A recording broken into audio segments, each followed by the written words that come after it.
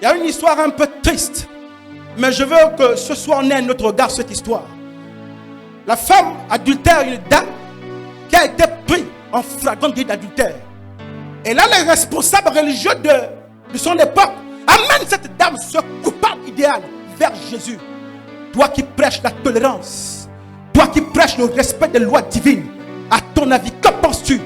Que doit-on faire de cette dame? Ce que j'aime avec Jésus, lorsque vous lisez le texte, il est dans Jean chapitre 8, versets 1 à 11.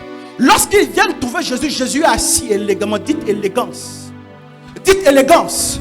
Jésus est assis en train d'enseigner.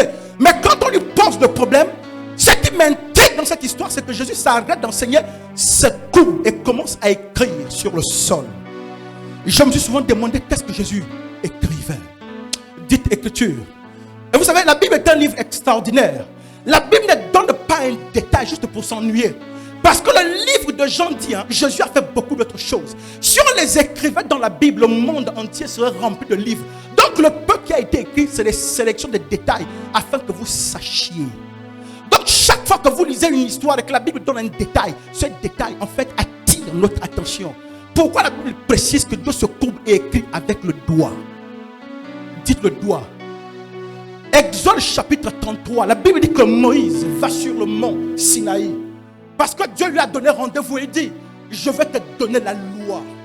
Et lorsque Dieu donne enfin la loi, les tables de la loi à Moïse, la Bible donne une précision extraordinaire. La Bible dit, les tables de la loi écrites par le doigt de Dieu. Est-ce qu'elle ne doit pas écrire? Des millénaires plus tard, voici le même Dieu qui avait écrit sur les tables de pierre. Et c'est cette loi qu'il avait écrite sur les tables de pierre qui condamnait cette femme.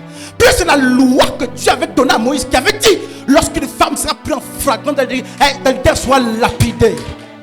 Mais des millénaires plus tard, le même Dieu qui a écrit la loi au Sinaï est confronté à sa propre loi. Oh, mais Dieu a dit, c'est toi qui l'as écrit, qu'une femme prise en adultère doit être lapidée. Que dis-tu? Il se souvient qu'il avait écrit quelque chose. Et j'aime les juristes qui disent amendement. Dites amendement. Dites amendement.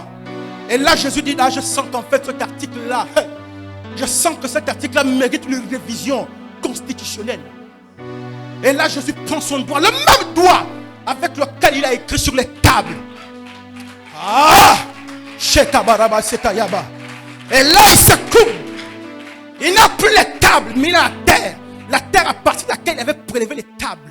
Et il réécrit l'histoire de cette femme. En fait, quand Jésus écrivait, il écrivait quoi? Il réécrivait l'histoire de cette femme. Je vais vous dire, il écrivait beaucoup plus que l'histoire de cette femme. Il écrivait et conditionnait même en fait quelque chose dans le cœur des accusateurs. Parce que quand il finit d'écrire, il demande, le premier qui n'a pas péché jette la pierre. La Bible dit, leur conscience les accuse.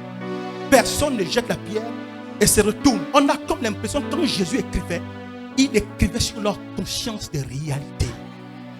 Alléluia. J'aimerais te dire, parfois tu es confronté à l'adversité comme cette femme adultère. Son adversité c'était son erreur. La tienne peut-être c'est l'argent, peut-être c'est le mariage. Tu es là, tu as tout ce qu'il faut, tu as des enfants, tu es socialement bien nanti, mais tu n'as pas l'alliance et tu te sens misérable. Et il y a une situation en fait contre laquelle tu n'as pas d'argument, tu n'as même pas d'avocat. Et tu es comme cette femme-là adultère. Et tu te dis, Seigneur, qu'est-ce que je peux faire? Mais Dieu te dit, parfois lorsque tu t'interroges, lorsque tu te confrontes à ce genre de situation pour te répondre, je prends simplement mon doigt et je décide de réécrire le scénario du film de ta vie. Alléluia. Les ministères Réveil Impact. Pour plus d'informations, rejoignez-nous sur nos plateformes Facebook, YouTube et WhatsApp. Que Dieu vous bénisse.